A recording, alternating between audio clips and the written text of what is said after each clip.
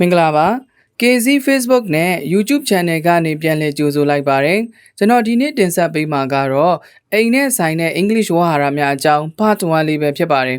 Okay စလိုက်ရအောင်ပထမအဦးဆုံးတစ်လုံးကတော့အခန်းကို English လို့ ROOM room အခန်း ROOM room အခန်း Okay အတူတူစလုံးလေးတစ်ခေါက်ပေါင်းကြည့်မယ် ROOM room အခန်းကိုယ့်ဘာသာကိုလေးပေါင်းကြည့်ပါဦးဟုတ်ပြီနောက်တစ်လုံးကိုကြည့်အောင်နောက်တစ်လုံးကတော့အခန်းကို English လို့ LIVING living ROOM room living room အခန်း LIVING living ROOM room living room အခန်းတူတူပေါင်းကြမယ်နော် LIVING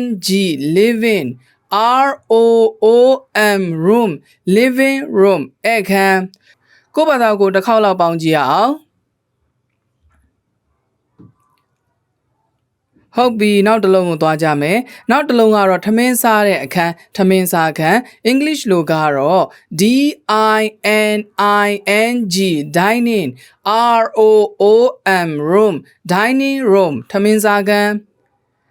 DINING dining ROOM room dining room ထမင်းစားခန်းတူတူပေါင်းကြမယ်နော် DINING dining ROOM room dining room ထမင်းစားခန်းလွယ်တယ်ကိုယ့်ဘာသာကိုလေးတစ်ခေါက်ပေါင်းကြည့်ပါဦး Okay နောက်တစ်လုံးကိုကြည့်ရအောင်နောက်တစ်လုံးကတော့စာဖတ်တဲ့အခန်းစာကြက်တဲ့အခန်းစာလေ့လာတဲ့အခန်းကိုပေါ့ English လိုကတော့ STUDY study ROOM room study room စာကြက်ခန်း STUDY study ROOM room study room စာကြက်ခန်း Okay ပေါင်းကြည့်ပါဦး study room စာကြက်ခန်းနောက်တစ်လုံးကတော့ညဘက်အိပ်ယာဝင်တဲ့အခါအိပ်တဲ့အခန်းလေးရှိတယ်အဲ့ဒီအခန်းကိုမြန်မာလိုတော့အိပ်ခန်းလို့ခေါ်တဲ့ English လိုကြည့်ရအောင် BEDROOM bedroom အိပ်ခန်း BEDROOM bedroom အိပ်ခန်း Okay ပေါင်းကြည့်ရအောင် bedroom အိပ်ခန်းဟုတ်ပြီနောက်တစ်လုံးသွားကြည့်ရအောင်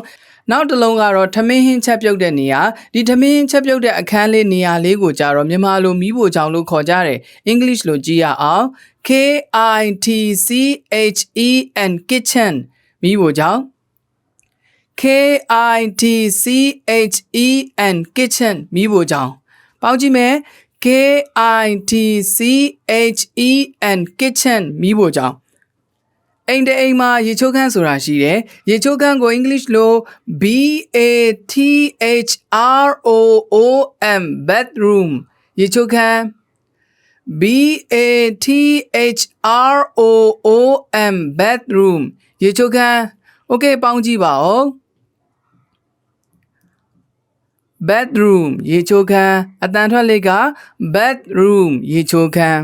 နောက်တစ်လုံးကအိမ်သာကိုတော့ TOILET toilet အိမ်သာ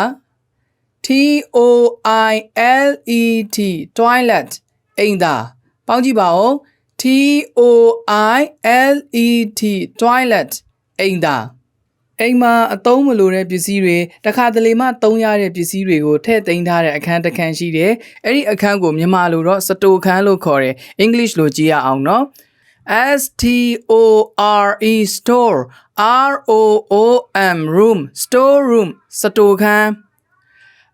STORE store ROOM room store room စတိုခန်း Okay အတူတူပေါင်းကြည့်ရအောင် STORE store ROOM room store room စတိုခန်းအတန်ထွက်လေးက store room စတိုခန်း Okay နောက်တစ်လုံးကိုသွားရအောင်နောက်တစ်လုံးကတော့မြန်မာလိုမြေအောက်ခံလို့ခေါ်တယ် English လိုကြည့်မယ် B A S E M E N T basement မြေအောက်ခံ B A S E M E